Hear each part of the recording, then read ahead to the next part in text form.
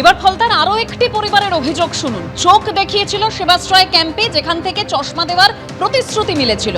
তার স্বামীর হার্টের সমস্যা থাকায় একাধিক রক্ত পরীক্ষা করা হয়েছিল, কিন্তু আজ পর্যন্ত সেই চশমাও তিনি পাননি, আর রক্ত পরীক্ষার রিপোর্টও পাননি।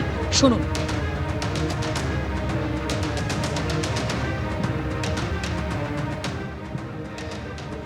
ফলতা হরিণডাঙ্গা এলাকার বাসিন্দা অঞ্জলি শিকদার এবং নয়ন্ত শিকদার স্বামী স্ত্রী, তারা এসেছিলেন এই সেবাশ্রয় ক্যাম্পে। তিনি এসেছিলেন চোখ দেখাতে, চোখের সমস্যা, আর তার স্বামীর ছিল হৃদযন্ত্রের সমস্যা। আপনারা দুজনে এলেন, ডাক্তার দেখালেন, কি হয়েছিল? আমার চোখের জন্য এসেছিলাম, তা আমার চোখ দেখে বলেছিল চশমা দেব। সেকেন্ডবারে আমি আর আসিনি, কারণ দেয়নি তো কাউকে, শুনেছি আশেপাশে। আর আমি স্বামী এসেছিল ইসিজি করতে, ওনার ইসিজি রিপোর্টটা দিয়েছিলেন, কিন্তু ব্লাড পরীক্ষা হয়েছিল, ব্লাডের রিপোর্ট দেননি। ডাক্তারবাবুরা তো আসল ডাক্তার ছিলেন না, ওনারা সব তো বাচ্চারা ডাক্তারি করছে। সেটা তখন বোঝেননি আপনি? না না না না, এত লোকের ভিড় কি করে বুঝবো? লোক তো ভীষণ ছিল না। চোখ দেখে কি বললো? আপনার চোখ ঠিক আছে, এবার পরের বারে আসবেন চশমা দেব। পঞ্চায়েতের নাম্বার নিল, বললো আপনার বাড়িতে যাবে না, পঞ্চায়েত থেকে আপনার পার্টি অফিসে যাবে, তারপর বাড়িতে চলে যাবে। চশমা? তা চশমা বাড়িতে গেছে? না না না। কতদিন অপেক্ষা করেছিলেন চশমার জন্য? কেন, ফার্স্ট সেবাশ্রয়ে দেখিয়েছি, সেকেন্ড সেবাশ্রয় হলো তখনও তো গিয়ে পৌঁছয়নি। মানে ফার্স্ট সেবাশ্রয় আর সেকেন্ড সেবাশ্রয়ের মধ্যে তো প্রায় 1 বছরের কাছাকাছি। কিন্তু তখনও তো যায়নি চশমা।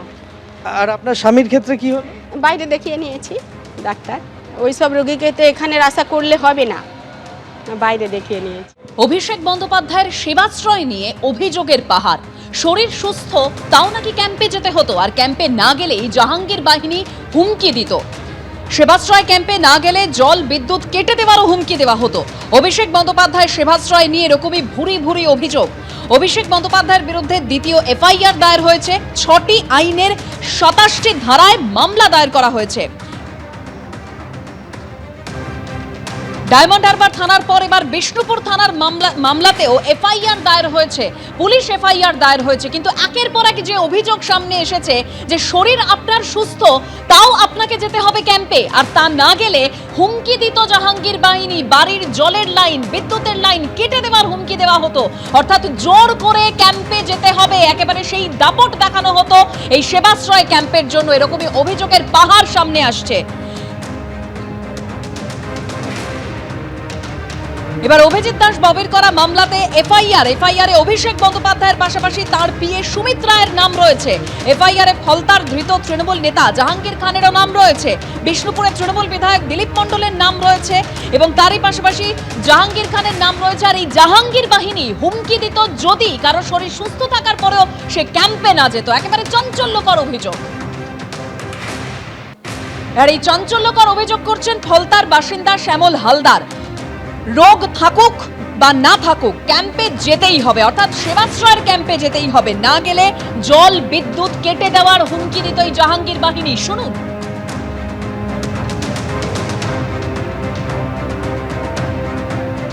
ক্যাম্পে যেতেই হবে এমন ফতোয়া বা নির্দেশ জারি করেছিলেন স্থানীয় তৃণমূল নেতারা।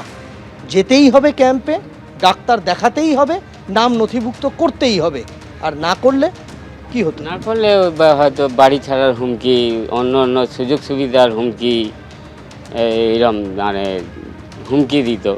যেতেই হবে, না তো মারধর, এইরকম ভাবের হুমকি সব।